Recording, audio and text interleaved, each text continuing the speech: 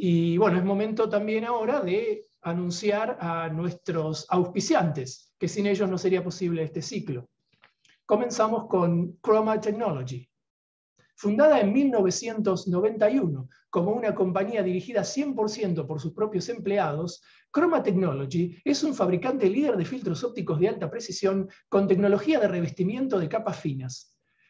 Nuestra reputación se basa en nuestro delicado servicio de atención al cliente, que incluye soporte técnico gratuito. Seguimos comprometidos en servir a las comunidades científica y técnica en sus emprendimientos científicos. El catálogo de productos de Chroma provee soluciones para industrias que van desde las ciencias biológicas y la agricultura hasta la producción, pasando por la inspección, seguridad y la industria aeroespacial. El amplio espectro de aplicaciones que ofrecemos incluyen microscopios fluorescentes, citometría de flujo, instrumental biomédico y aparatos quirúrgicos de visión, toma de imágenes multiespectrales y astronomía. También agradecemos a nuestro patrocinador, la Voice Research Initiative and Education Foundation.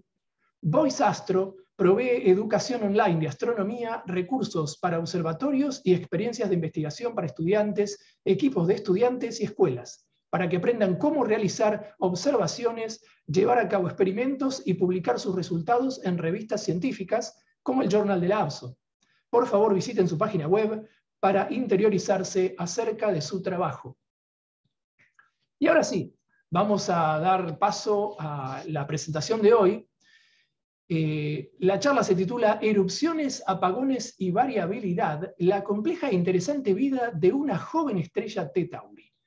Y a cargo de ella está el doctor César Briceño. Vamos a hablar un poco de él. Venezolano, nacido en Caracas, César Briceño creció y estudió en Mérida, donde se graduó en la licenciatura en física. Su tutora de tesis de licenciatura fue la doctora Nuria Calvet, quien inició los estudios de formación estelar en Venezuela y que en esos años era investigadora del Centro de Investigaciones de Astronomía, CIDA, en Mérida. El doctorado en astrofísica lo hizo en la Universidad Central de Venezuela en Caracas, aunque la tesis doctoral la realizó en el Harvard-Smithsonian Center for Astrophysics en Cambridge, Massachusetts, bajo la tutoría del doctor Lee Hartman, y en donde tuvo una beca del Instituto Smithsonian por 3 años a tal efecto. Luego, César estuvo 1 año y medio como investigador postdoctoral de la Universidad de Yale, Yale en realidad, y del 2000 al 2012 fue investigador del SIDA.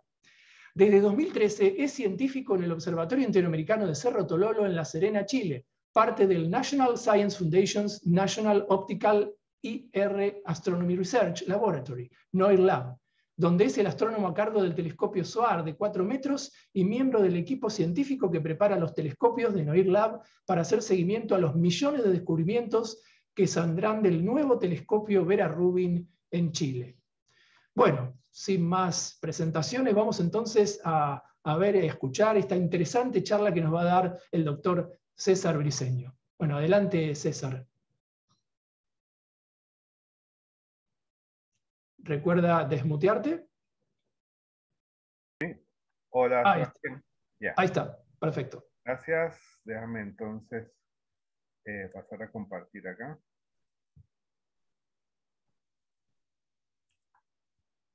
Bien.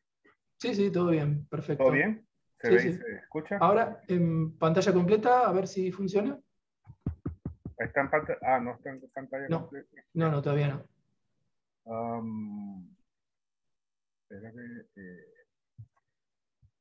deja poner, supuestamente está en pantalla completa, pero vamos a ver. ¿Ahí? No, no. Seguimos en la versión pequeña. ¿Sigue la versión pequeña? Ya, Sí. estoy, qué extraño, a ver. Déjame parar el share y poner acá esto primero en pantalla completa posible y después lo pongo en, y ahora hago el share. A ver ahora.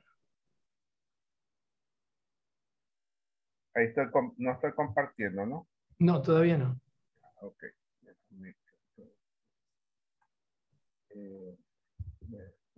Acá.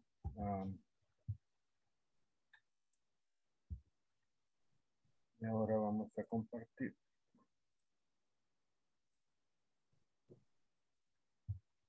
¿Ahora? Ahora sí, podemos empezar. Bueno, Ya. adelante. Tuve que pasar a pantalla completa primero y después compartir, porque aparentemente compartir y luego pasar a pantalla completa no funciona. Bueno, hoy no ha sido nuestro día, pero a partir de ahora va a salir todo bien, así que Esperemos. adelante, César. Sí, ya. Bien. Buenas tardes a todos. Gracias a Sebastián y a Larso por esta gentil invitación. Pero disculpas por los inconvenientes técnicos que nos han demorado un poco. Como dijo Sebastián, mi nombre es César Briceño, soy astrónomo acá en Cerro Tololo, en La Serena, y hoy vamos a hablar de las estrellas T Tauri.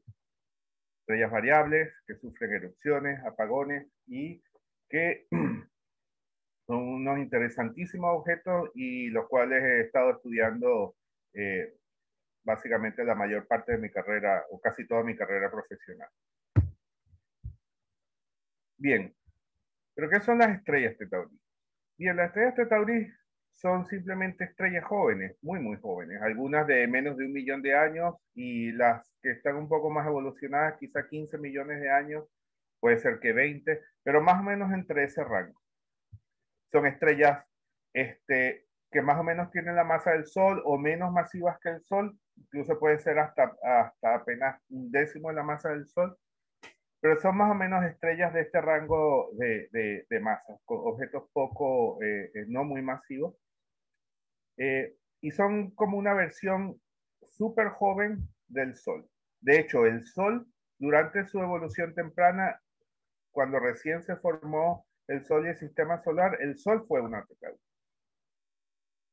Y es una fase, aunque estamos hablando de 15 millones de años, 20 millones de años, en realidad es una fase increíblemente corta en la vida de una estrella. Para ponerles en contexto, el Sol tiene 4.500 millones de años hoy en día. Es una estrella, el Sol es una estrella adulta. Y la fase T Tauri del Sol solamente duró menos del 1%, el 0,3% de la vida del Sol la pasó en la fase T Tauri. Y sin embargo son estrellas muy importantes porque son estrellas que, como veremos más adelante, nos van a dar información importante sobre la infancia y las fases más tempranas de la evolución de las estrellas y cómo se forman los sistemas planetarios. Ya, entonces, cuando hablamos de estrellas T Tauri, ¿de qué realmente estamos hablando? Como yo dije, son estrellas de más o menos la masa del Sol, un poco menos, entre 0.1 y 2 veces la masa del Sol, son más grandes que el Sol, son estrellas, aunque tienen más o menos la misma masa, los radios, los diámetros son mucho mayores, 3 y hasta 5 veces el radio del Sol. Son estrellas más frías que el Sol, en su superficie 3.000 a 4.500 grados, eso puede sonar mucho, pero recordemos que la superficie del Sol está casi a 6.000 grados, son mucho más luminosas que el Sol, 10 a 25 veces más luminosas. Muchas de ellas son miembros de sistemas binarios o múltiples, como se ve en la imagen acá, una imagen artística de lo que podría ser un sistema T Tauri binario, una representación artística. Tienen campos magnéticos muy intensos, miles de veces incluso más fuertes que los campos magnéticos del Sol. Eso produce manchas solares miles de veces más grandes que las manchas del Sol, tormentas solares, tipos solares, pero súper intensas, miles de veces más intensas que el Sol. Muchas tienen discos protoplanetarios, como vemos ahí en ese sistema binario, y además son muy activas, rotan muy rápido, incluso interactúan con ese disco. Bien, esas son como las propiedades físicas. Ahora, cuando los astrónomos observamos estos objetos, ¿qué vemos? Bien. Una cosa es que generalmente las encontramos ubicadas cerca o en las regiones de las nubes, de las grandes nubes de gas y polvo de nuestra galaxia, en el futuro se podrán ver en otras galaxias, pero por lo pronto en nuestra galaxia, en lo que llamamos estas regiones de formación estelar o maternidades estelares. Esto no es sorprendente porque, bueno, si son estrellas muy, muy jóvenes, estrellas infantes o recién nacidas, es lógico que uno las encuentre muy cerca o en los lugares donde se formaron. donde nacieron. No han tenido mucho tiempo de todavía dispersarse por todo el disco de la Vía Láctea. Varían de brillo. Vemos que son estrellas varían mucho de brillo. A veces incluso a nivel de erupciones, de erupciones de brillo. Muchas veces son variaciones pequeñas, pero otras veces son variaciones enormes. Son fuentes intensas, se descubrieron que son fuentes intensas de rayos X con los observatorios de rayos X lanzados en la década de los 80 y después 90 y 2000. Emiten grandes cantidades de radiación en el ultravioleta, en el infrarrojo e incluso en la región de las longitudes de ondas de radio. Y los espectros que son, cuando descomponemos la luz de una estrella, obtenemos lo que se llama el espectro. O el arco iris, lo podemos ver aquí a la derecha. Va desde el violeta y azul, subiendo hasta el rojo. Y este es un espectro real de una estrella T Tauri, de la estrella T Tauri, como veremos el prototipo de la clase, y ven a la derecha que el arco iris está como manchado o lleno de unas rayitas o líneas negras, oscuras. Esas son las líneas de emisión que en la parte izquierda del espectro se ven como una especie, suerte de electroencefalograma o algo así, o cardiograma. Eso es simplemente un trazado, una gráfica que muestra todas estas líneas. Bien, esos picos brillantes son esas líneas, y esas líneas las podemos identificar con elementos atómicos, principalmente hidrógeno y otros como calcio, oxígeno, azufre. También se caracterizan porque tiene una línea muy intensa de litio. Esas son cosas específicas como una especie de huella digital de este tipo de estrellas y que nos permite identificarla en el cielo. Bien, entonces las estrellas T Tauri, no sorprendentemente, es una clasificación o toda una categoría de estrellas que se llaman así por el prototipo, que es la estrella T de la constelación de Tauro. Para quienes no sepan, desde tiempos inmemoriales, históricamente hace miles de años, se comenzó a llamar a darle nombre alfabético a las estrellas más brillantes de una constelación. La estrella más brillante era A, alfa, después beta, luego gamma, delta, etcétera, etcétera. Cuando se acabaron las letras del alfabeto griego, se continuó con las del alfabeto que usamos hoy en día, y así se llega hasta la Z. Después, cuando se acaban las letras, se comienza a B, a C, etcétera, y así sucesivamente. Bien, esta es la estrella T de la constelación de Tauro. Aquí a la izquierda vemos una imagen de la constelación de Tauro en el cielo, la típica D, que esta imagen es en el hemisferio sur. Entonces esta B, que es como la cabeza del toro, se ve invertida. Los del hemisferio norte la verán al revés, justamente, al derecho, digamos. Y T Tauri se encuentra acá, cerca de la cabeza del toro. Para su referencia, a mano izquierda arriba están las Pléyades, que también pertenecen a la constelación de Tauro. T Tauri, que se muestra acá a la derecha, es la estrella amarilla, con la cruz así, en el centro. Fue descubierta en 1852 y Alfred Joy en 1945 la define como el prototipo de esta clase de objetos. George Herbig, un astrónomo norteamericano, refinó esa clasificación y publicó el primer catálogo en 1988. T Tauri está más o menos a unos 400 años luz y está embebida en la nube oscura que se le da la designación L1555 en Tauro. Y en realidad es un sistema triple, aunque ahí vemos una sola estrella, un sistema triple, y se ve la nube alrededor de T Tauri, y inmediatamente a la derecha de T Tauri parte de esa nube está siendo iluminada, en una nebulosa brillante, porque está siendo iluminada por la misma estrella. Esta estrella tiene magnitud, varía mucho, como ya dijimos, las estrellas de T Tauri varían, y ella varía entre magnitud 9 y 14. Eso es relativamente brillante y al alcance de telescopios, incluso de aficionados. Bien, Ahora, tenemos un modelo para estas estrellas y sus discos. ¿Y qué es lo que está pasando físicamente ahí? Y ese modelo se representa acá. Esto es como el modelo esquemático más actualizado que tenemos.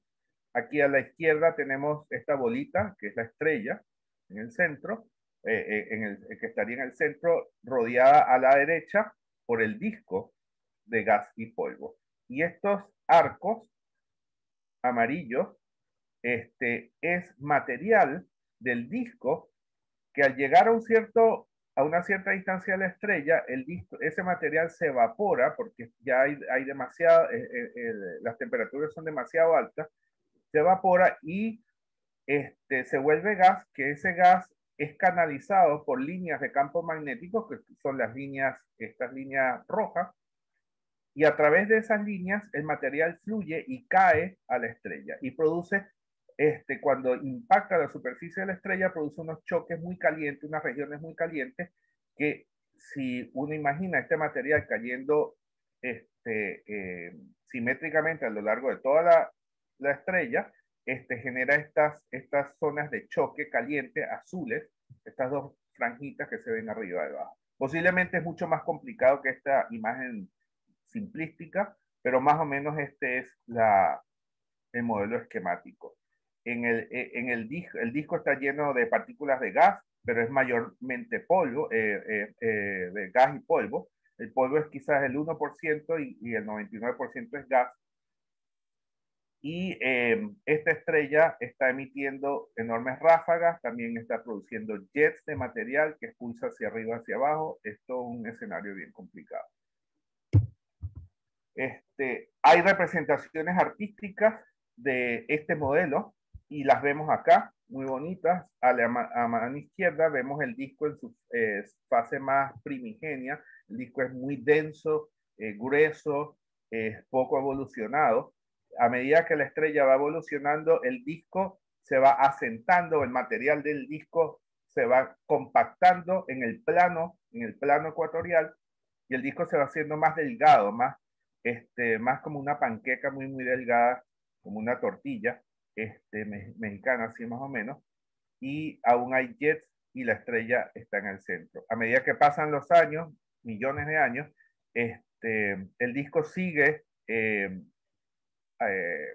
digamos, haciéndose más delgado, más fino, más tenue, y eventualmente pedazos de el material del polvo empieza a acumularse, va formando granitos de tamaños de milímetros, después centímetros, después esos se van acumulando a su vez y forman rocas de metros, de cientos de metros. Eventualmente se forman los núcleos núcleos rocosos en torno a los cuales se van a condensar y formar los planetas, como vemos aquí algunas cosas, digamos, orbitando la estrella central. Y el resto del material del disco con el tiempo se va disipando. Entre tanto, en el centro, la estrella sigue siendo muy activa, con campos magnéticos fuertes. Ustedes ven aquí intercambio del material del disco hacia la estrella, manchas enormes en la superficie.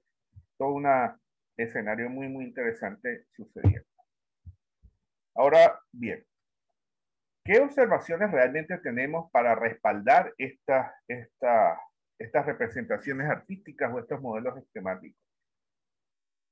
Bien, ya en la década de los años 30, de los años 95, perdón, de los años finales de los 90 y los 2000, gracias al telescopio espacial Hubble y otros telescopios más modernos ahora como ALMA, empezamos a tener las primeras imágenes directas que nos dan evidencia de que nuestros modelos están e ideas de estas estrellas, que son estrellas con discos, etcétera, están correctos, y además ayudan esos modelos a su vez a informar mejor y refinar las observaciones nos ayudan a refinar esos mismos modelos en un proceso iterativo. Aquí a mano izquierda tenemos este objeto en Tauro que se llama HH30, es una estrella de Tauri. La estrella está aquí en el centro de este disco, pero es invisible, está ocultada completamente por el disco que es tan denso que tapa la estrella, pero lo vemos de canto, como en silueta.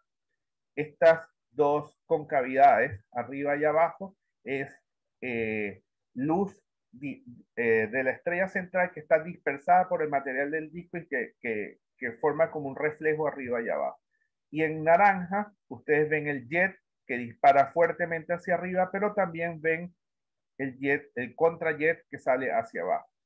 Que vemos todas estas cosas que nos imaginábamos que ocurrían en estas estrellas en esta impactante imagen del telescopio espacial Hubble. Hubble también nos da esta imagen en el centro, en la nebulosa de Orión, donde vemos varios discos observados en silueta. La nebulosa de Orión es una nube de gas brillante y eso nos permite observar en silueta como las sombras de estos discos proyectados sobre la nebulosa brillante en el trasfondo. Algunos están de canto, como este de arriba, a la derecha, que parece una salchicha alargada. Otros están en diferentes orientaciones. Finalmente, a la derecha, tenemos la primera imagen realmente impactante, directa, que nos muestra exactamente lo que es realmente un disco protoplanetario alrededor de una estrella T Tauri, una imagen obtenida en el año 2015 con el telescopio, el radiotelescopio ALMA, acá en la planicie Chasnantor en Chile, el norte de Chile, y vemos cómo se observan estos preciosos anillos, posiblemente evacuados o, digamos, donde el material ha sido limpiado por planetas que podrían estar formándose y orbitando ya alrededor de la estrella. Otras observaciones, por ejemplo, esta hecha con el telescopio SOAR, en el que yo trabajo acá, de 4 metros, nos muestra una estrella muy joven, que acá no se ve porque está totalmente oscurecida por su nube natal, su nubecita natal, pero donde sí vemos saliendo el jet que es esta cosa verde que sale hacia arriba a la izquierda y que impacta en el material primigenio que todavía existe donde se formó esta estrella y forma estas cosas que están acá, esta cabecita verde y esta otra más tenue y más grande arriba que son frentes de choque, donde el jet impacta contra el medio ambiente de la nube que está alrededor de la estrella y forma estas y deja estas improntas en el gas.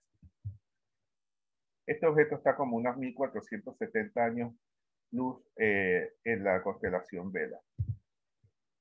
Más impresionantes aún son estas observaciones más recientes de ALMA, de discos protoplanetarios alrededor de otras estrellas T Tauri. A la izquierda tenemos el caso de TW Hydra, es un disco, es una estrella cuyo disco estamos viendo prácticamente desde arriba, y ustedes ven la preciosa estructura de anillos.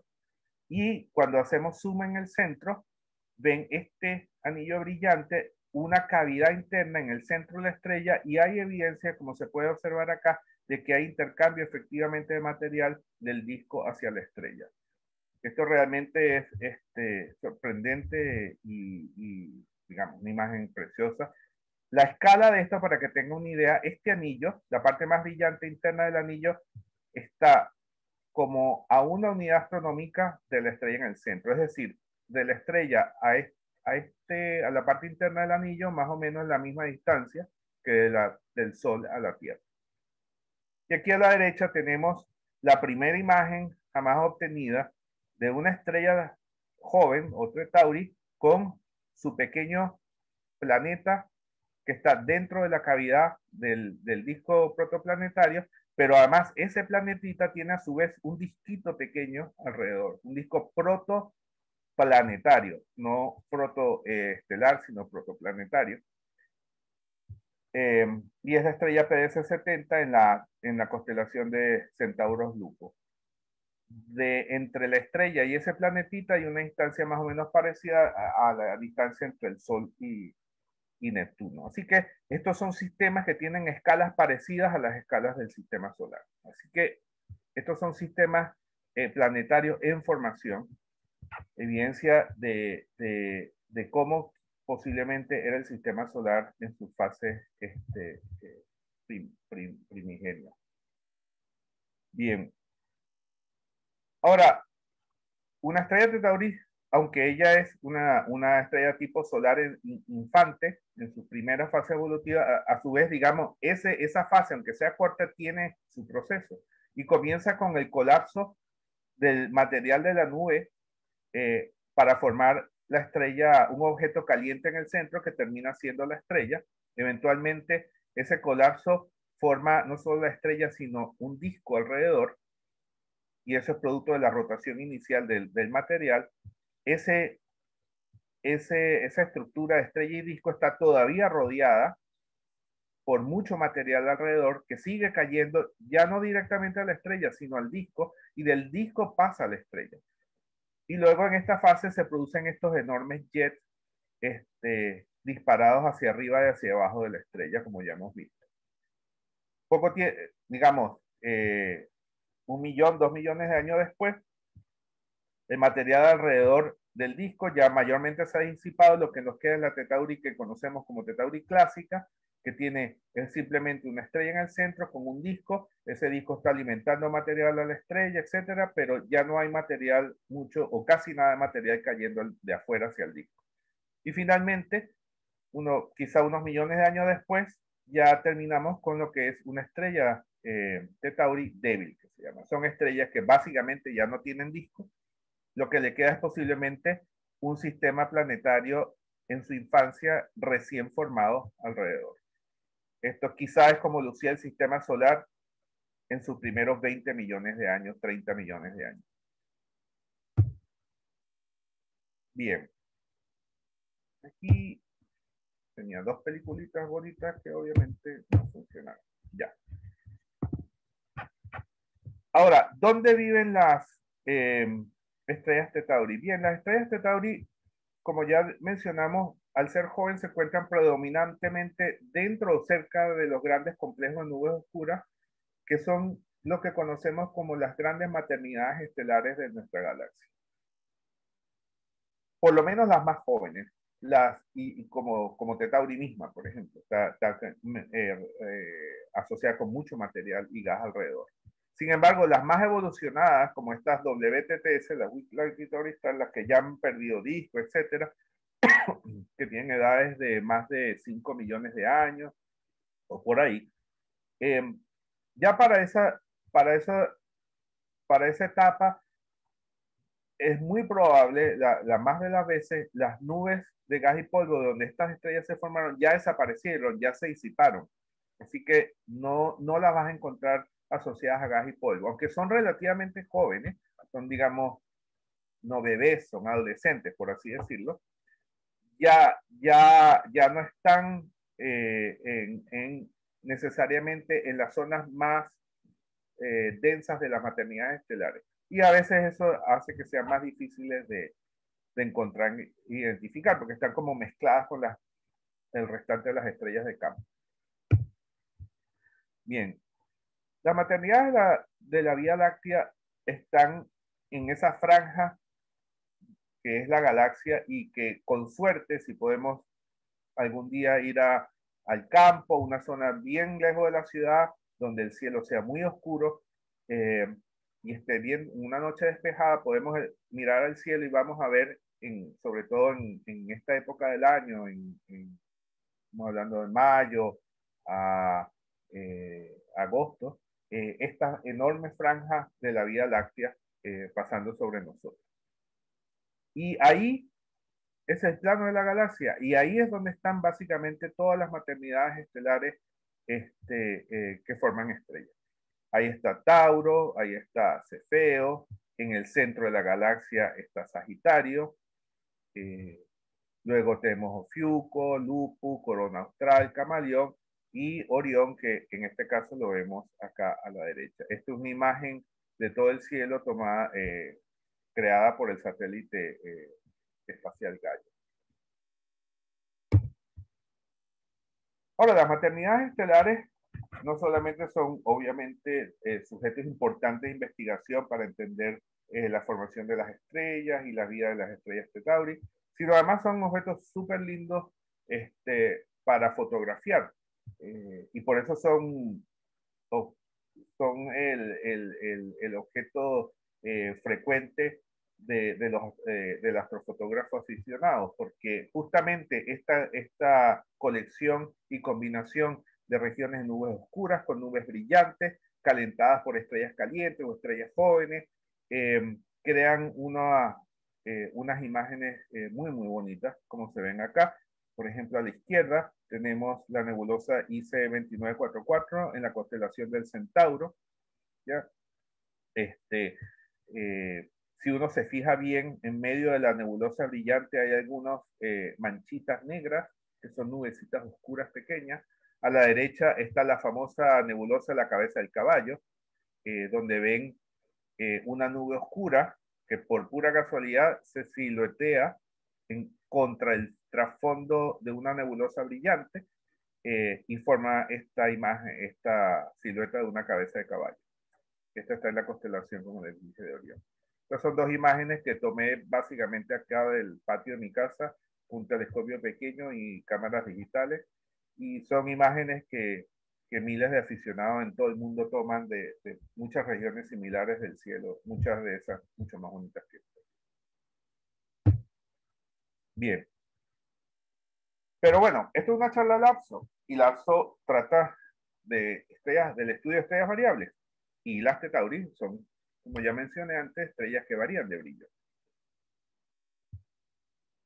Las variaciones de brillo de las T-Tauri abarcan un amplio rango de intensidades. Hay variaciones muy chicas, muy pequeñas, que apenas se pueden detectar y requieren medidas muy, muy precisas con detectores digitales.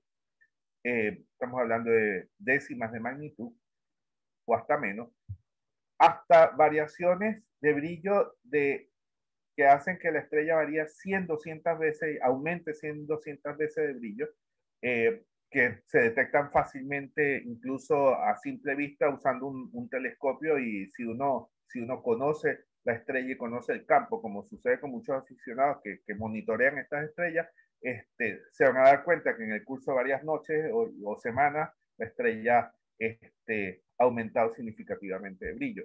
En algunos casos puede también decaer. Las escalas de tiempo, como ya acabo de inferir, son muy variadas también. Hay variaciones de brillo que ocurren sobre escalas de minutos y son relativamente modestas, pequeñas, hasta variaciones de brillos de estas erupciones violentas que hacen la estrella mucho, mucho más brillante, pero que pueden tardar semanas o meses en ocurrir, y a veces hacen que la estrella se mantenga en ese estado brillante por años incluso. Además de estas variaciones ocurren en todas las longitudes de onda. Las estrellas T-Tauri varían cuando las observas en rayos X, cuando las observas en el ultravioleta, con satélites espaciales, cuando las observas en longitud de ondas visibles desde acá de Tierra, cuando las observas en el infrarrojo, incluso por radiotelescopio. Ahora, ¿por qué estas estrellas varían de brillo? Hay muchas razones, y aquí estas gráficas que ustedes ven son básicamente lo que los astrónomos conocemos como curvas de luz, es decir, un gráfico que muestra en el eje horizontal el tiempo y en el eje vertical el brillo. Entonces así vemos cómo el brillo va cambiando como función del tiempo. Bien, y en base a esas variaciones de brillo como función del tiempo, podemos clasificarlas, por ejemplo, como periódicas, que como su nombre lo indica, son variaciones que se repiten, es decir, tenemos la posibilidad de calcular un periodo. Hay variaciones irregulares. La estrella varía y no sabes cuándo va a subir, cuando no hay manera de predecir cómo va a ser la variación, porque no son periódicas. Hay estrellas que muestran variaciones que son como ocultaciones, es decir, el brillo de la estrella tiene un cierto nivel de referencia y de repente, ¡pum!, cae. ¿Por qué cae? Bueno, creemos que porque algo tapó la estrella, algo la ocultó. ¿Qué pudo haber sido? Pudo haber sido un grumo, un clump de material, o parte del de material de gas y polvo que está girando en torno a la estrella, o incluso puede ser parte del disco. A veces estos discos están combados o deformados en una parte o en otra, posiblemente por la presencia de una binaria, una estrella compañera binaria que afecta gravitacionalmente y tuerce el disco de un lado. Cuando el disco torcido gira, en ciertos momentos tapa la estrella central, en ciertos momentos la deja ver. Podría ser también simplemente que las estrellas, este sistema, son dos, es una binaria y las estamos viendo en el plano orbital, de tal manera que cuando una pasa frente a la otra, se tapan mutuamente o se ocultan mutuamente, y eso hace que el brillo total obviamente cambie. Luego hay otras que son variaciones simplemente eruptivas, como ya dije, son erupciones y ocurren episódicamente o no. Hay todo un zoológico de variaciones. Como vemos acá, aquí hay diferentes tipos de curvas de luz, dependiendo del tipo de variaciones. A la izquierda, por ejemplo, en los dos paneles de la izquierda vemos curvas de luz para estrellas de Tauri que varían de manera periódica. Como podemos ver claramente, las curvas son bastante regulares. ¿Okay? Tanto la de arriba como la de abajo es el mismo patrón que se repite y se repite y se repite y se repite. Podemos determinar un periodo y predecir con mucha precisión cuándo la estrella va a estar en un punto de alto, un punto de máximo brillo, cuando está en un punto de mínimo brillo, porque es un patrón bastante regular y generalmente se mantienen bastante uniforme, bastante constantes. El patrón no cambia mucho con los años. Luego tenemos las del centro, los dos paneles del centro, que son estas variaciones donde algo tapa la estrella. Y ustedes ven que en general la estrella tiene como un nivel alto, salvo por estas depresiones que de repente ocurren. ¡Pam! Algo pasa y lo que oculta la estrella no siempre parece tener la misma estructura, porque a veces la variación de brillo, la caída en el brillo es más fuerte, otras veces es menos fuerte, etc. Y finalmente los dos paneles de la derecha, donde son básicamente estrellas irregulares, es decir, hay variaciones, a veces suben, a veces bajan, básicamente casi imposible determinar un periodo, nada periódico para esas estrellas. Bien, entonces empecemos por las eruptivas. Estas son súper interesantes. Son, como veremos, representan quizá uno de los estados o de los procesos más extremos que se ocurren en las estrellas de Tauri. Y un ejemplo muy bonito de estas estrellas eruptivas es la nebulosa McNeil. La nebulosa McNeil, que también se le llama B1647 Ori, recibe el nombre de nebulosa McNeil porque fue descubierta por un astrónomo aficionado, Jay McNeil, el 23 de enero de 2004.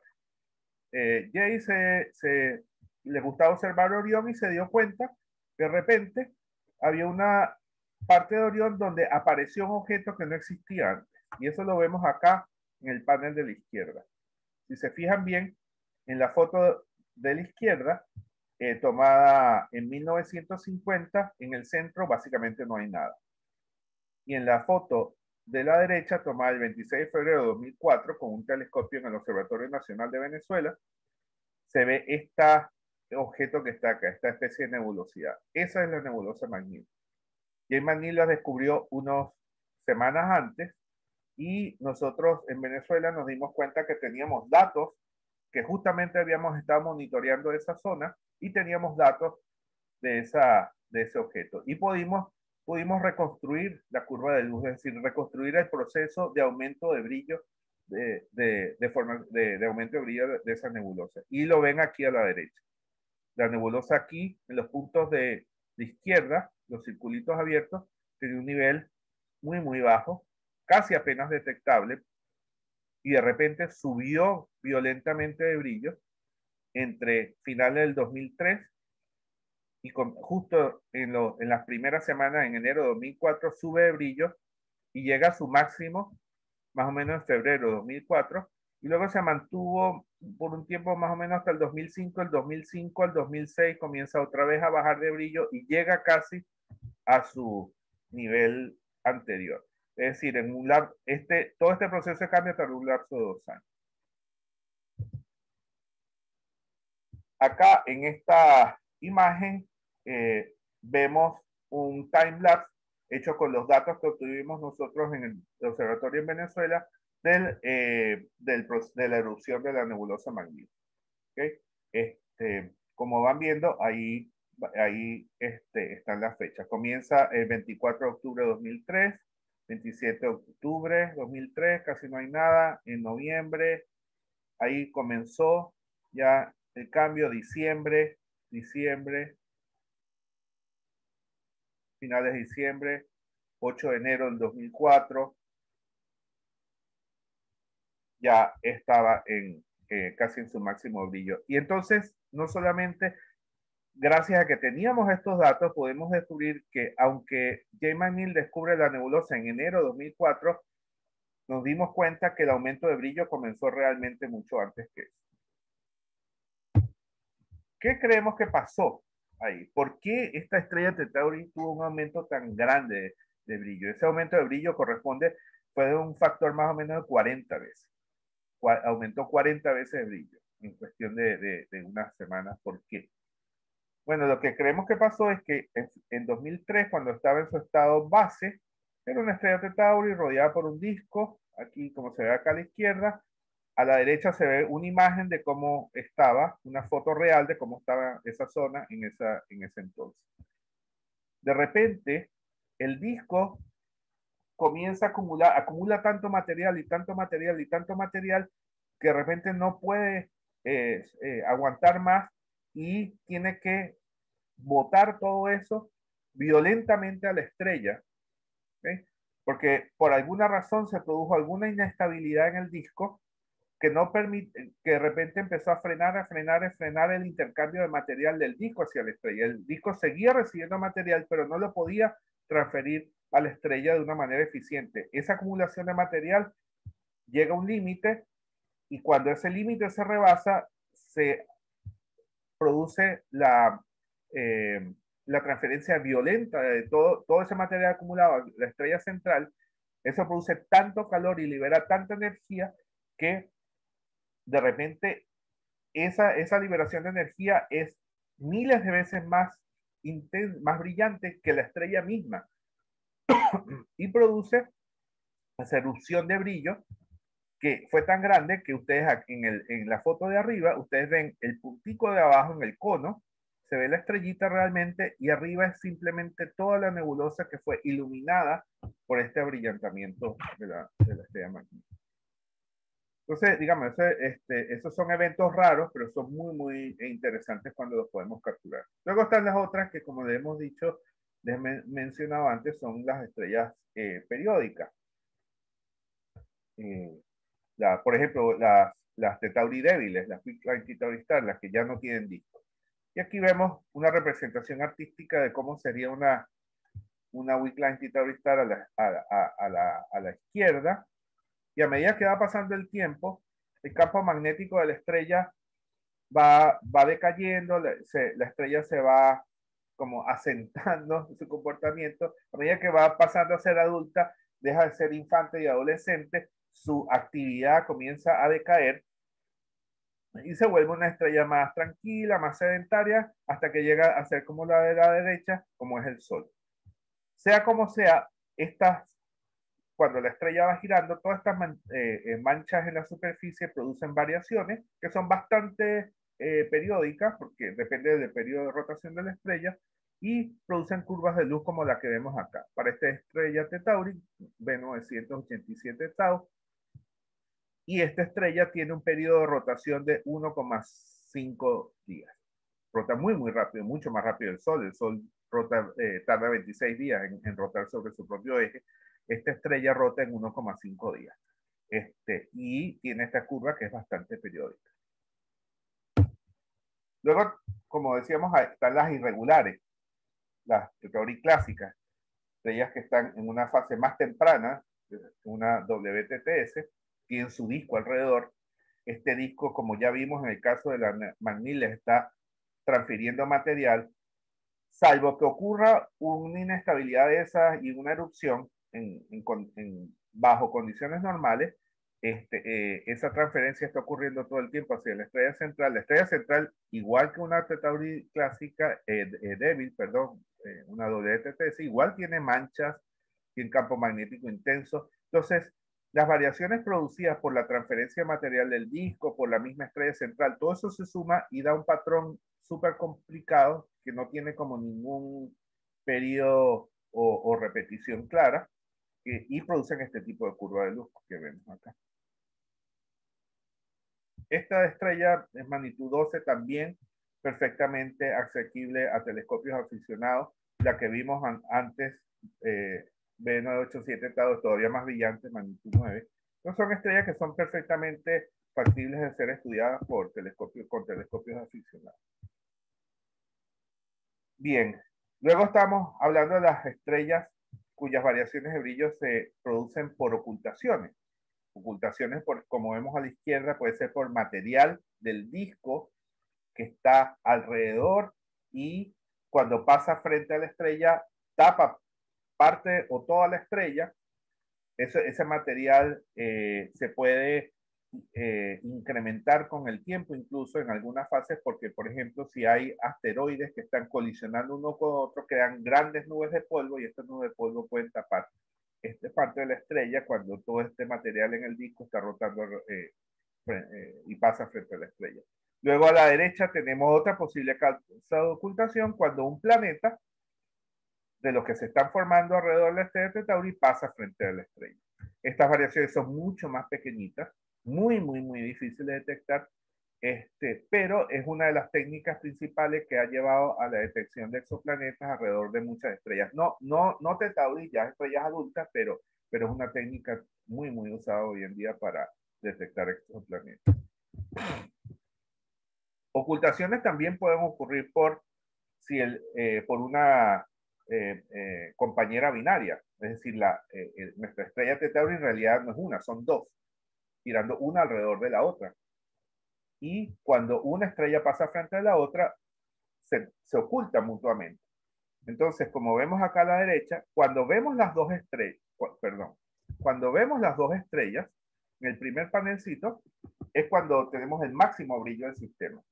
Una pasa frente a la otra y hay un bajón, un valle. Luego ya pasa al otro lado, vuelve a subir y se restablece el brillo original. Luego la segunda pasa frente a la primera, hay un segundo bajón. Puede ser igual que el anterior o menos que el anterior, eso depende del tamaño relativo entre una y otra. Si las dos tienen exactamente el mismo diámetro, pues la profundidad de estos vallecitos, estas V's, va a ser exactamente igual.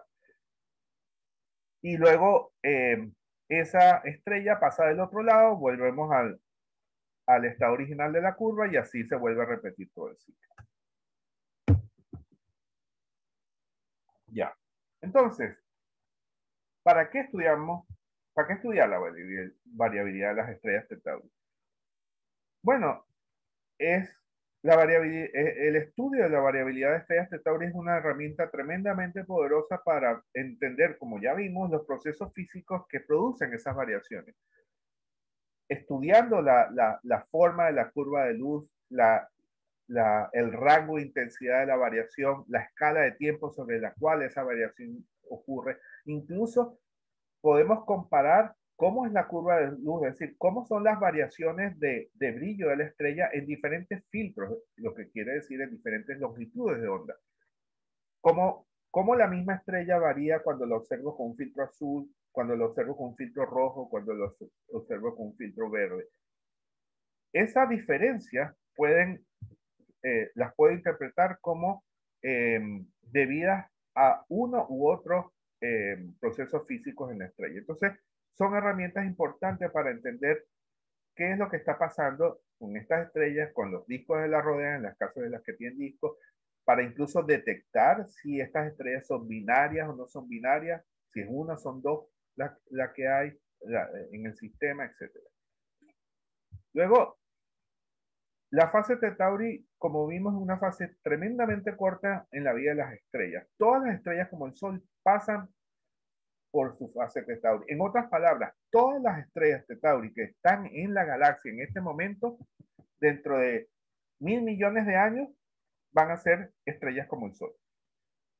La mitad de la masa del Sol, la masa del Sol más o menos, pero en promedio estrellas como el Sol. Todas las estrellas de Tauri que vemos hoy en día simplemente son estrellas bebé o adolescentes en fase a ser estrellas adultas como el Sol, y en 1.000 millones de años habrá otras y otras generaciones de nuevas estrellas de Tauri que se habrán formado de las nubes y maternidades estelares que habrá en el futuro. Entonces, comprender esta fase es súper importante porque nos ayuda a entender cómo es la vida inicial de estas estrellas como nuestro Sol, que es la que nos da, la estrella que nos da la vida, la energía en el planeta. Y además eso implica también cómo se forman los sistemas planetarios como el nuestro. Los aficionados pueden contribuir con esas observaciones, por ejemplo, haciendo observaciones visuales de la Tauri más brillante o haciendo fotometría con detectores digitales, con equipos relativamente modestos como este telescopio con su montura que se ve acá. Que, digamos, no tiene que estar en un observatorio profesional enorme. La ARSO tiene una muy bonita página que habla de las estrellas de Tauri y las Tauri en general. Y por supuesto ARSO tiene tremenda cantidad de recursos para los aficionados o para el ciudadano general que simplemente está interesado en astronomía y le gustaría aprender más sobre estrellas variables o, por ejemplo, incluso aprender cómo involucrarse en la investigación de las Tauri o de otros tipos de estrellas variables, como haciendo citizen science, que se llama ciencia ciudadana, sus propias observaciones a través de minando datos o base de datos o simplemente haciendo directamente observaciones de estrellas variables, etc. Ya, eso, espero que hayan podido aprender un poquito más sobre lo que son las estrellas de Tauri o algo nuevo quizás. Y muchas gracias por su atención. Estoy ahora aquí dispuesto para cualquier pregunta o duda que puedan tener. Muchas gracias, César. Muy interesante la charla. Y sí, vamos a ver las preguntas de la gente. Ahora pueden comenzar a escribir sus preguntas. Mientras tanto, ya que está, hago alguna pregunta yo. Vi la parte de que las estrellas Tauri clásicas terminan luego siendo Tauri débiles. ¿Sería una progresión evolutiva siempre? ¿Siempre es lo mismo? Digamos, no es que hay algunas débiles o clásicas en el mismo estado evolutivo, sino que siempre una progresión. No, de hecho, sí, es más complicado, obviamente. Siempre la naturaleza es más complicada que nuestros modelitos simplistas.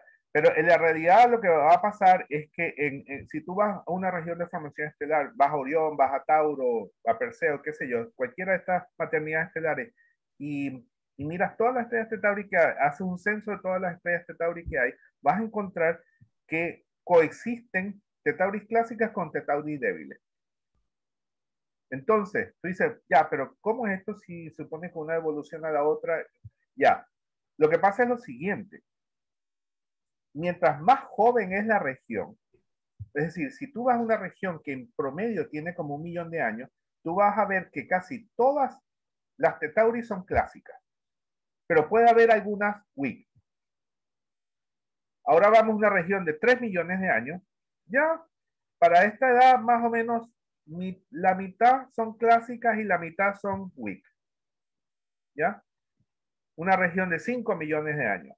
Ya, bueno, ya ahora es al revés. Y ahora quizá el 30% son, o el 20% son clásicas y ya el 80% son weak. Y si voy a una región de 10 millones de años, ya veo que básicamente el 80 o 90, no, más como el 90 o 95% de las estrellas son estrellas weak, pero puede haber un 5% por ahí de clásicas que todavía como que se niegan a morir.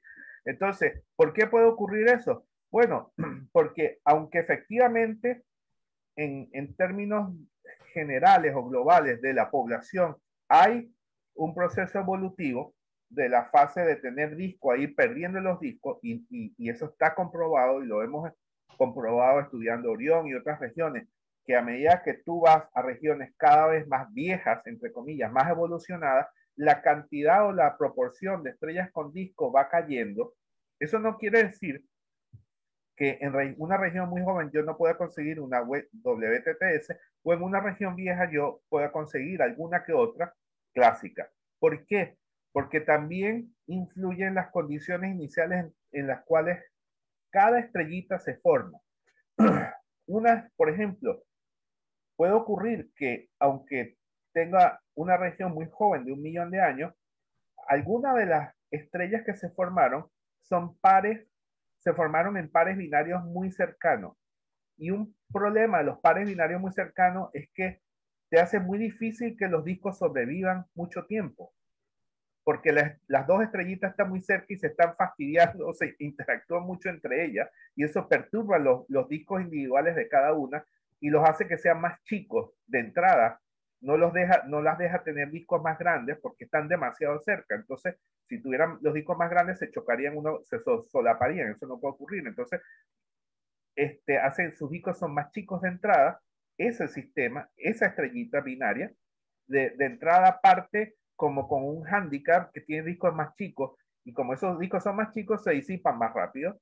Y entonces, ¿qué quiere decir? Esa estrella va a perder su disco mucho más rápidamente que otra compañera que se formó en la misma época, pero estaba aislada, por ejemplo. O puede haber una estrella de Tauri clásica que por diferentes razones que todavía no comprendemos bien, logran mantener su disco más tiempo.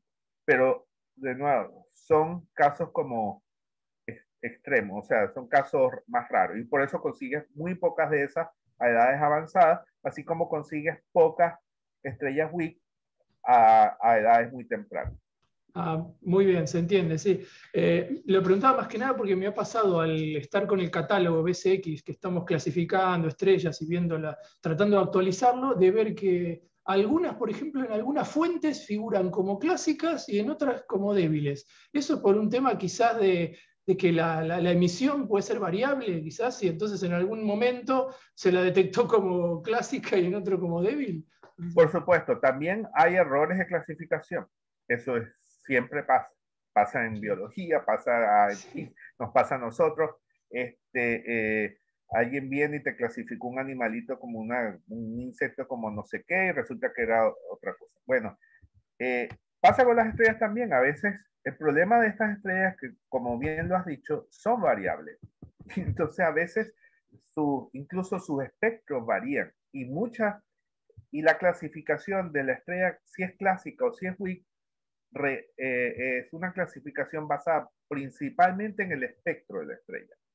Y como estas líneas de hidrógeno o de otros metales a veces aumenta intensidad, a veces desaparecen y eso, depende de cuando tú observes. Incluso ha ocurrido que vienen un grupo y observa esta estrella A en este momento y vengo yo y lo observo unos años después y la clasificamos diferente, porque la estrella estaba, cuando la primera vez fue observada, la primera vez está en un estado pasivo, tranquila, no está muy activa. Cuando nuestro grupo la observó la segunda vez, está en un estado activo, excitado, entonces nosotros la identificamos una estrella, no, es una estrella clásica, obvio, pero el otro grupo dice, no, pues es una estrella WIC.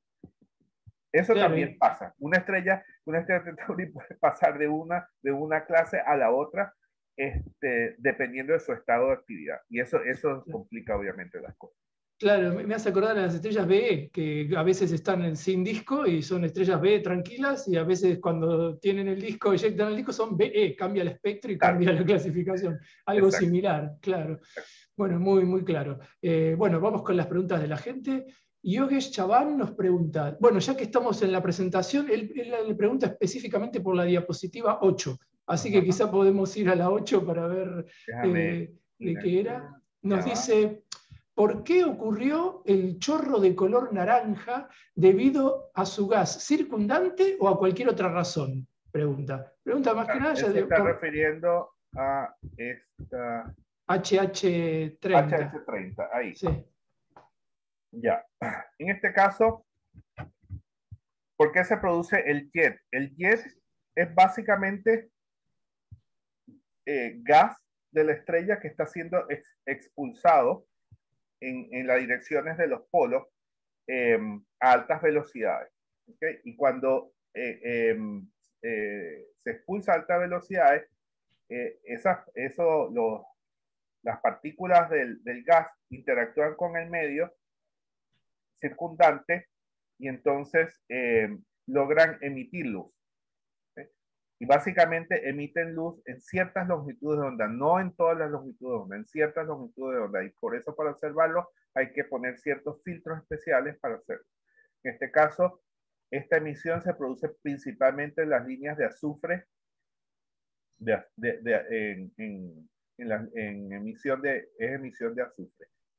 Por eso tiene un color diferente en esta representación de colores que se pone en esta imagen. Ahora, ¿por qué sale un jet? Todavía no es un tema muy claro. Hay diferentes, el detalle no está muy claro.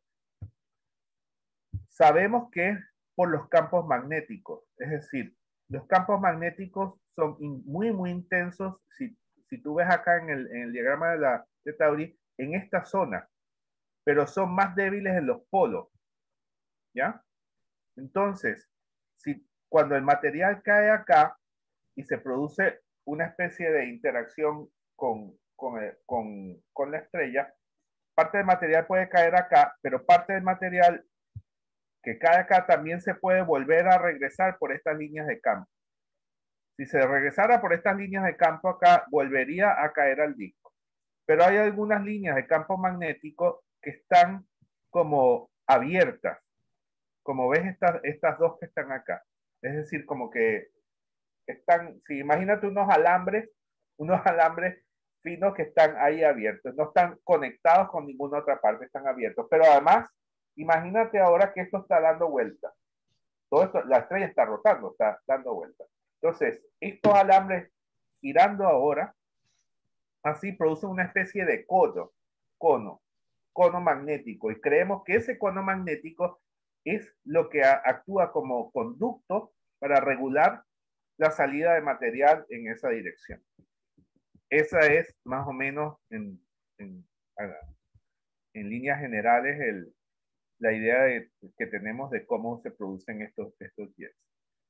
Tiene que ver definitivamente con el campo magnético y cómo el campo magnético se envuelve y se enreda en las direcciones de los polos. Muchas para gracias. Canalizar el material. Ya. Perfecto. Bueno, tenemos una pregunta de José Joaquín Rodes Roca.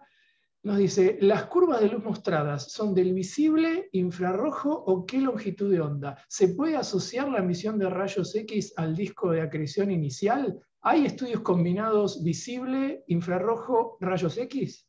Ya, bien.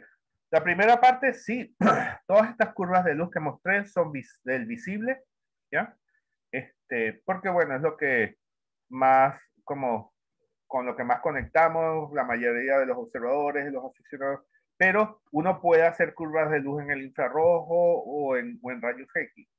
Las de visible son más fáciles de hacer porque se hacen con observatorios en tierra.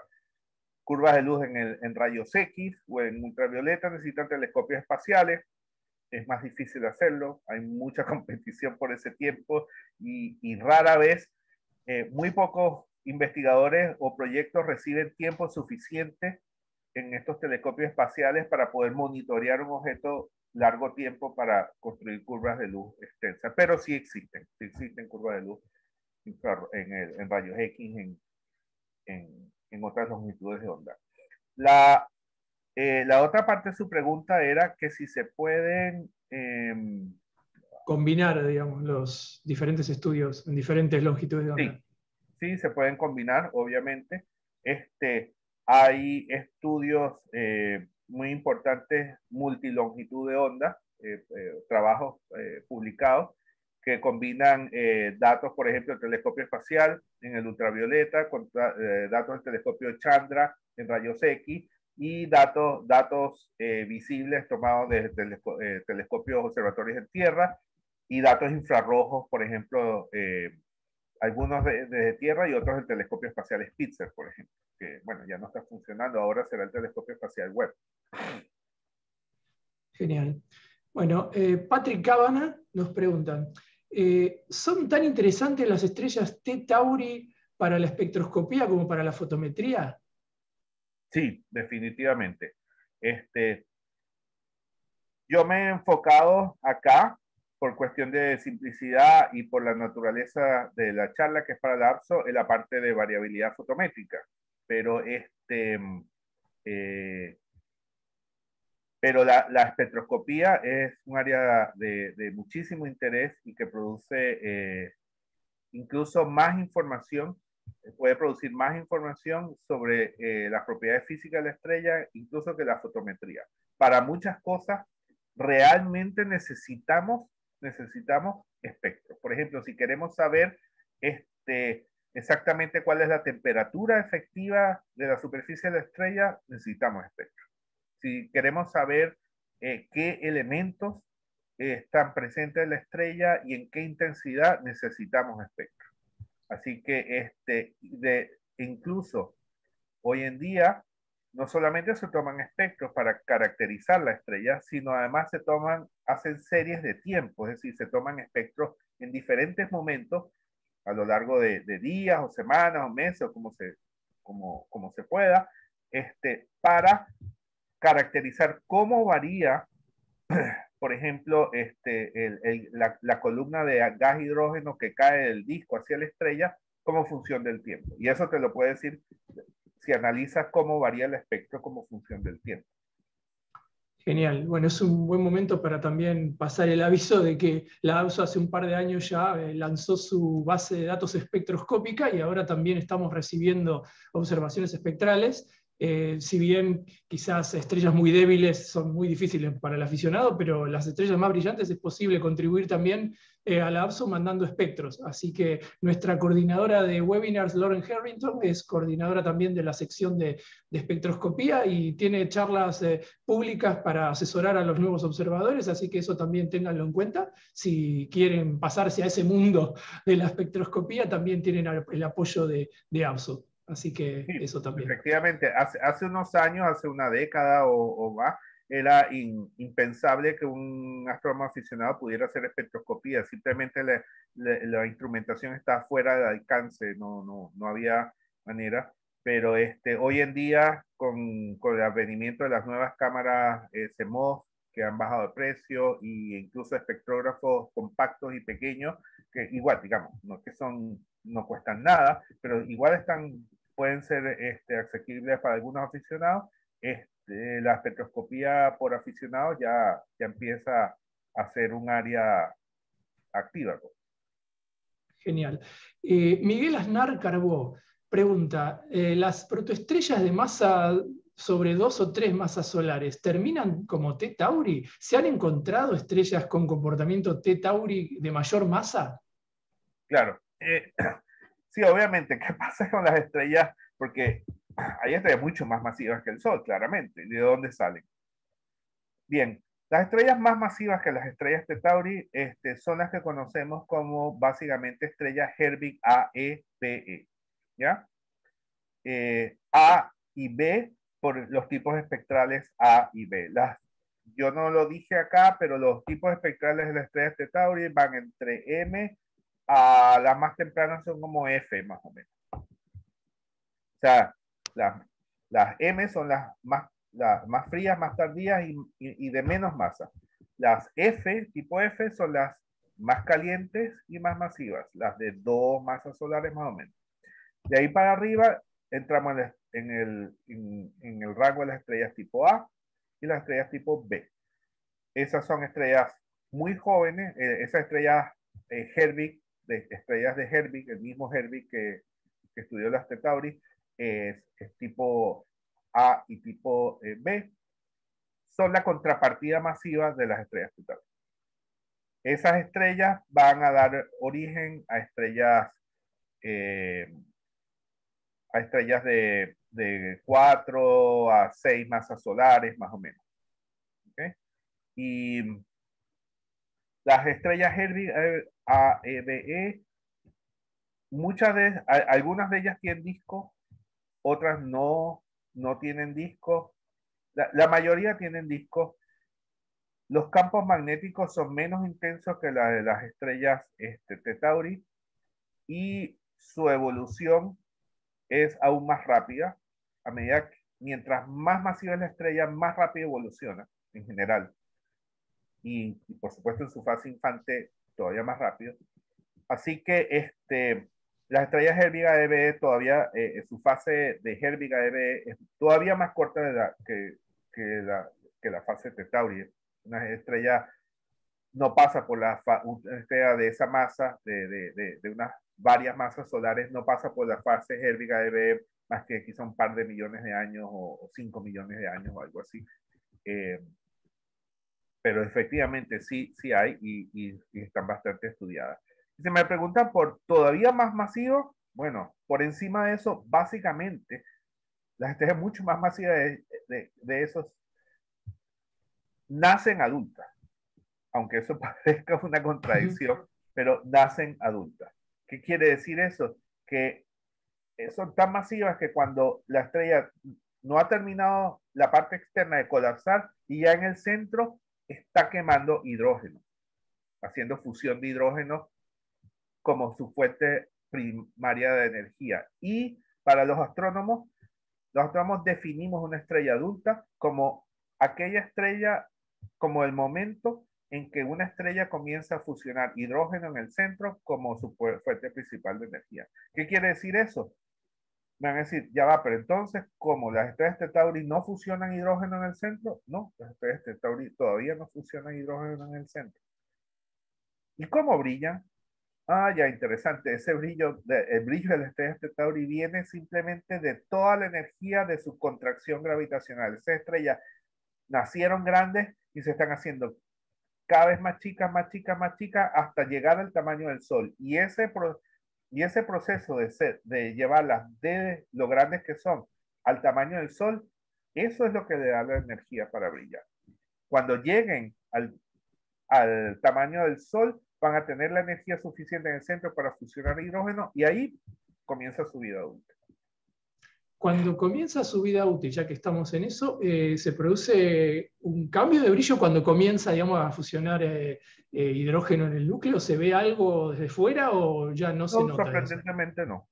Ah, es algo que pasa así como bien por debajo de la mesa, o sea, no hay nada, no hay signos como especiales, nada afuera que señalicen el cambio de estructura interna en la estrella. Bueno, acá expande un poco su pregunta José. Nos dice que en realidad cuando hablamos de la combinación de diferentes longitudes de onda, dice que en realidad se refería a si había estudios simultáneos. Por ejemplo, ¿se sabe si los satélites RXTE, Integral o MAXI, por ejemplo, tienen observaciones de estrellas T Tauri que supongo solo serían detectadas en su fase de fulguración o con un disco de acreción interaccionando intensamente con el campo magnético? Ya, a ver, lo estoy leyendo acá. Ajá.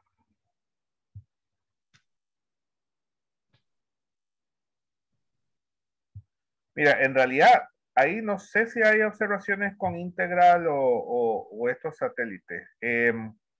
Sé que hay observaciones, te puedo hablar, por ejemplo, observaciones simultáneas de Chandra con HST como espacio, con observaciones simultáneas hechas en tierra, en las que se han determinado la contrapartida óptica de fulguraciones detectadas en rayos X o detectadas en ultravioleta.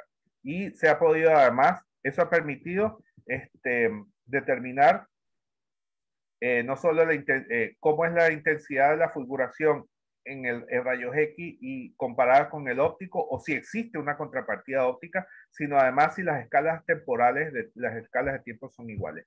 Ese tipo de observación sí existen y justamente como José Joaquín dice, eso nos ha ayudado a entender mejor el detalle de cómo se produce el proceso de interacción entre la parte interna del disco y la estrella. Bueno, y finalmente vamos a ir ya cerrando, porque son muchas preguntas. Patrick Cabana vuelve a preguntarnos, dice, ¿hemos detectado exoplanetas en estrellas T Tauri? Sí, definitivamente, y la mejor muestra es este, ahí lo mostré. Este es el planeta llamado, bueno, no tiene un nombre sexy, es un nombre PDS, como bien aburrido, pero PDS 70C, porque la estrella central acá se llama PDS 70A, porque es la estrella, la principal del sistema. El planeta B es de hecho uno pequeñito que apenas se ve acá, que está más cerca de la estrella, y este es el C. Esta estrella es una estrella de Tauri y tiene por lo menos, al menos 2 planetas detectados. Genial. O sea, debe ser mucho más difícil detectarlos por medio de fotometría, en este caso por las variaciones que ya tiene la estrella en sí. Sí, o sea, siendo exacto. tan pequeña la amplitud de la variación del planeta, casi imposible, me imagino. Claro, porque justamente si tú quieres detectarla por el método de tránsitos acá, de tránsito, el problema es que este es el caso ideal donde tú tienes una estrella muy limpia, una estrella adulta, tranquila, serena, como el Sol más o menos, que el Sol, ojo, sí varía, pero relativamente poco, y tienes un planetita que le pasa al frente. Entonces tienes estas curvas de luz típicas de exoplaneta que puedes caracterizar bastante bien. Incluso aficionados hoy en día pueden detectar este curva. Pero si esto es una T Tauri, esta estrella no es una cosa así tranquilita, limpia como el Sol, sino ya vimos que es un enredo, un desastre de manchas, de llamaradas, que está produciendo toda una serie de variaciones que, como tú dices, equivale a agarrar estos puntitos, estos datos y meterles un montón de ruido encima. Y al meterle todo ese ruido encima, producto de todas esas variaciones irregulares, eso te complica enormemente detectar cualquier cosa que pase pequeñita como un planeta que pase frente a la estrella. Entonces es mucho más difícil y por eso hay muy pocos planetas todavía detectados alrededor de estrellas de Tauri, pero como mostré, sí hay. O sea, por lo menos hay como un menos 5, 10, quizá algo así. No es nada comparado con los más cerca de 5.000 que ya se conocen alrededor de estrellas adultas. Claro. Pero bueno. Bueno, muchas gracias. Tenemos agradecimientos finales. José Joaquín agradece las respuestas. También tenemos agradecimientos de Cledison desde Brasil. Él nos cuenta que tiene varias estrellas de Tauri en su programa de observación y que son fantásticos. Dice que ve que tienen cambios completamente inesperados y sorprendentes. Sí, eso las hace interesantes también para una estrella de Tauri nunca te va a aburrir. Claro, es impredecible, no es como, no sé, un eclipsante limpita que sabes que va a ser un eclipse cada tantos días y listo. No, y siempre va a ser igual, exacto. Sí. Bueno, y esta última pregunta, Miguel Aznar también agradece, y tenemos una última pregunta, en realidad se lo voy a contestar yo porque Paul Calderón nos dice, ¿los aficionados pueden reportar sus observaciones en alguna página? Sí, la APSO, por supuesto.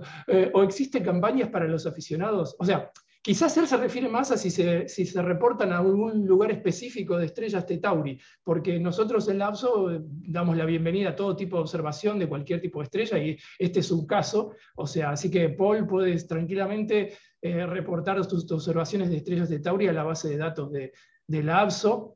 Nos pregunta luego qué archivo requiere enviar los aficionados que usan CCD o cámaras en sus telescopios. Bueno, te recomiendo leer la página nuestra, entrar a la página y empezar a ponerte en tema. Tenemos manuales de observación CCD, DSLR, visual, así que cualquiera de las técnicas que quieras profundizar, ahí los manuales están también en idioma español, así que puedes bajarte eso y luego sí, hay un formato específico. Tenemos un programa online WebOps en el cual tienes la explicación, un archivo para ver cuál es el formato de las observaciones, qué datos hay que introducir, y puedes mandarnos tranquilamente observaciones de cualquier tipo, ya sea CCD, visual, DSLR. Así que te recomiendo entrar a la página y fijarte un poco ese material. Y no sé, ya que estamos, si César, si hay alguna página específica de estrellas T Tauri que reciba observaciones, o todo se puede centralizar en nuestras bases de datos y luego los investigadores bajan los datos de allí, como pasa habitualmente también. Sí, yo diría que, digamos, yo recomiendo a los aficionados canalizar su observación y su datos por Lapso, definitivamente. Yo creo que esa es la forma más expedita y mejor. Apso tiene el soporte, como ya lo dijiste, Sebastián, tienen tutoriales, tienen las herramientas online para recibir la data, para hacerlo. Así que la APSO es bien conocida, es un recurso importante y usado por muchos profesionales, así que yo creo que es la mejor manera de hacerlo.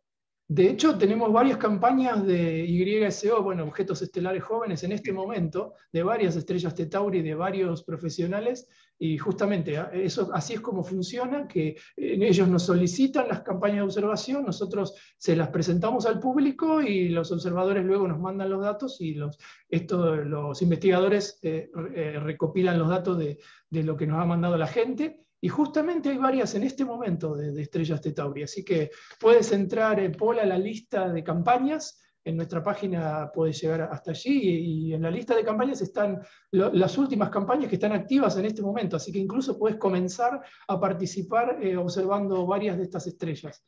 Así que eres bienvenido. Bueno, también nos agradece Patrick Cábana y creo, bueno, hemos llegado entonces al final. Muchísimas gracias por tanta predisposición a responder todas las preguntas y bueno, por la charla, obviamente, muy buena.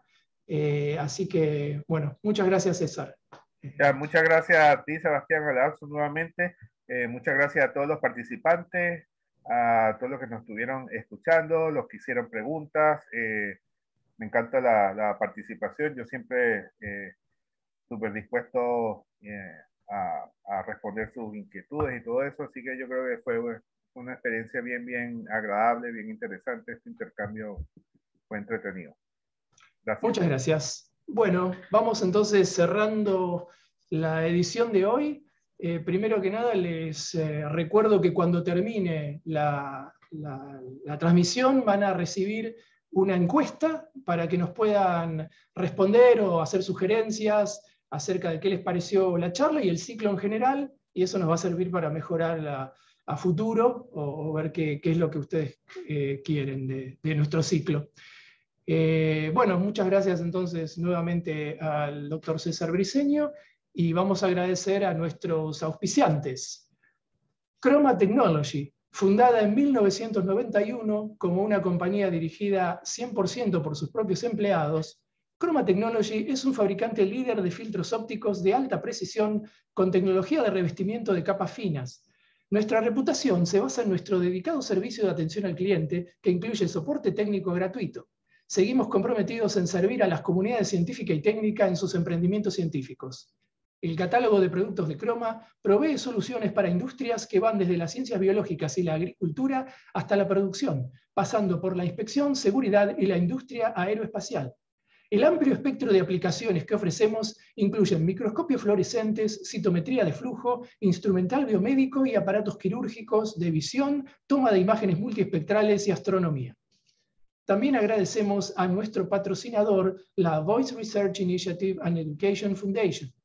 Voice Astro provee educación online de astronomía, recursos para observatorios y experiencias de investigación para estudiantes, equipos de estudiantes y escuelas, para que aprendan cómo realizar observaciones, llevar a cabo experimentos y publicar sus resultados en revistas científicas como el Journal de la APSO.